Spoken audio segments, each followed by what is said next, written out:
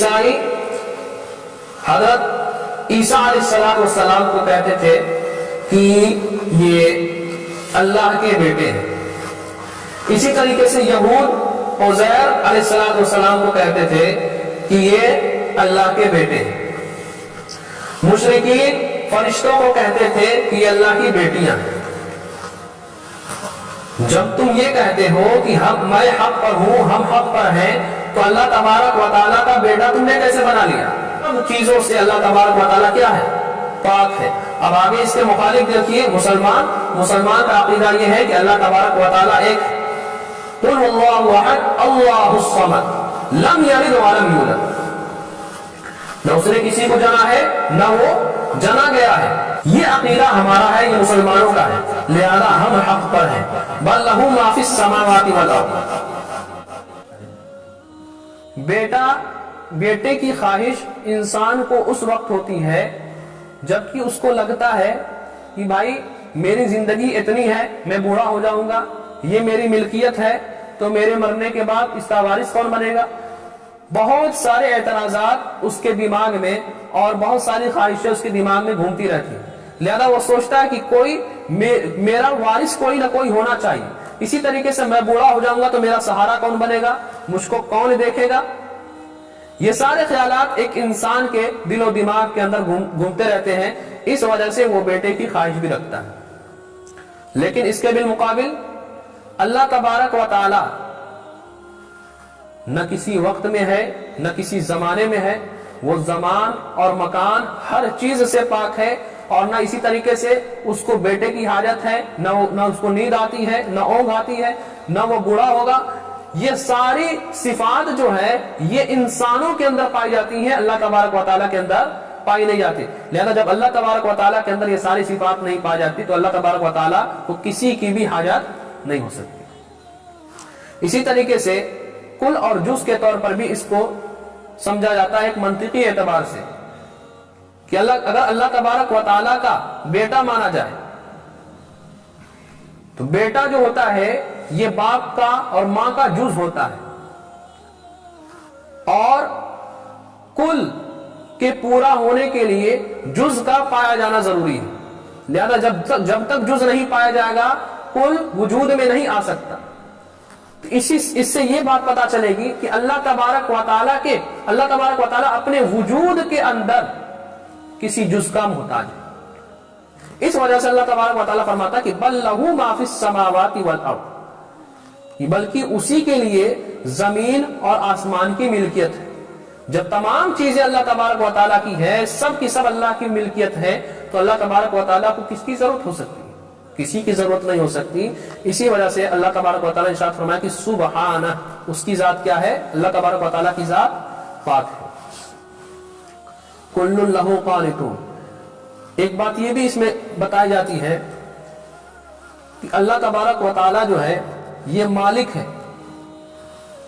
اللہ تبارک و تعالیٰ مالک ہے اور بندے مملوک ہیں، بندے غلام ہیں. لہذا مالک مملوک پر، غلام پر حکومت کرتا ہے. لیکن اگر اللہ تبارک و تعالیٰ کا بیٹا ہو جائے تو بیٹا کسی باپ کا غلام نہیں ہو سکتا. ایک ضابطہ یہ ہے کہ بیٹا کبھی بھی غلام نہیں ہوتا، اپنے باپ کے لیے کبھی غلام نہیں ہوتا، وہ ہمیشہ آزاد رہے گا. لہذا اگر اللہ کا بیٹا ہوگا تو وہ آزاد رہے گا، وہ غلام یا مملوک ہو ہی نہیں سکتا، اس کے اوپر حکومت نہیں کی جا سکتی. تو اگر حضرت عزیر علیہ السلام کو یا حضرت عیسیٰ علیہ السلام کو بیٹا مان بھی لیا جائے تو ان پر حکومت اللہ تبارک و تعالیٰ کا کرنا یہ ثابت نہیں ہو پائے. حالانکہ اللہ تبارک و تعالیٰ تو سب پر حکومت کرنے والے ہیں، وہ تو بادشاہ ہیں، وہ تو مالک ہیں. لہذا یہ بات کہنا کہ اللہ تبارک و تعالیٰ کا کوئی بیٹا ہے، یہ بات کہنا بالکل بھی درست نہیں ہے.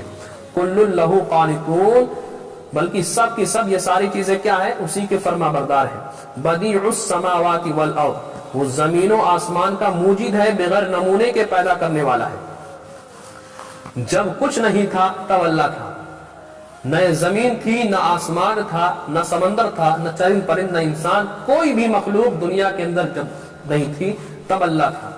لہذا کسی بھی چیز کا کوئی نمونہ نہیں تھا، کوئی مٹیریل نہیں تھا. نہ زمین کے لیے کوئی مٹی تھی، نہ آسمان کے لیے کوئی धुएं वाली चीज थी और न इसी तरीके से समंदर के लिए कोई पानी की शय थी, कोई भी चीज नहीं थी। लिहाजा अल्लाह तबारक व तआला ने पानी पैदा किया, जमीन के लिए, जमीन बनाने के लिए मिट्टी पैदा की, और आसमान के लिए हमको लगता है कि एक बादल जैसी, धुएं जैसी चीज बनाई। उसके बाद ये सारी चीजें फिर मखलूक के लिए जिन जिन मटेरियल की जरूरत हो सकती है उन सारी चीजों को अल्लाह तबारक व तआला ने पैदा किया, और उसके बाद फिर हर एक की शक्ल बनाई। उसी को कहते हैं कि बदी, बगैर नमूने के किसी शय को पैदा कर देना। किसी भी चीज का कोई नक्शा या कोई नमूना नहीं था, ये बगैर नमूने के पैदा करने वाला, इसी को बदी कहा जाता है। और ये सिफत अल्लाह तबारक व तआला के साथ ही खास है, और किसी के लिए बदी का, लफ्ज बदी का इस्तेमाल करना ये दुरुस्त नहीं हो सकता। मिसाल के तौर पर हमको कुर्सी बनानी है, मेज बनानी है, तो कुर्सी और मेज बनाने के लिए हमारे पास उसका मटेरियल है, हमारे पास दरख्त है, दरख्त को काट करके उस कुर्सी और मेज बनाई जा सकती है। लिहाजा हम ये तो कह सकते हैं कि ये फुला आदमी कुर्सी का बनाने वाला है, लेकिन उसका मूजिद नहीं है, उसका एक नमूना मौजूद है, वो सारे मटेरियल उसके पास मौजूद है, लिहाजा उस मटेरियल की वजह से उसने इस कुर्सी को बनाया। लेकिन अल्लाह तबारक व तआला, अगर ये कहा जाए कि दुनिया के अंदर लकड़ी ही ना हो, फिर कोई कुर्सी बना के दिखाए लकड़ी की, तो नमूना ही नहीं है। अगर दुनिया के अंदर लकड़ी ना होती तो लकड़ी की कुर्सी कोई बना पाता? नहीं बना पाता, क्योंकि नमूना है ही नहीं, लकड़ी नहीं थी, लकड़ी का वजूद अल्लाह तबारक व तआला ने बख्शा। इसी को कहते हैं कि बदी, बदीउस समावाति वल अर्द व इज़ा क़ज़ा अमरन फ़इन्नमा यक़ूलु लहु कुन फ़यकून। और जब वो किसी मामले का फैसला करता है तो कहता है कि हो जा तो हो जाती, कुन फ़यकून। वो तो ऐसी शान वाला है, उसको किसी भी शय की क्या जरूरत हो सकती है, वो तो तमाम चीजों पर हुकूमत करने वाला है, वो तमाम चीजों का मालिक है। लिहाजा ये जो तुम कहते हो कि अल्लाह तबारक व तआला ने वलद बना रखा है, लड़का बना रखा है, या अल्लाह तबारक व तआला की लड़कियां हैं, ये कहना तुम्हारा सरासर गलत है। और साथ में तुम ये भी कहते हो हम ही हक पर हैं, ये किस तरीके से दुरुस्त हो सकता है। लिहाजा पता चला कि तुम्हारा नजरिया बातिल।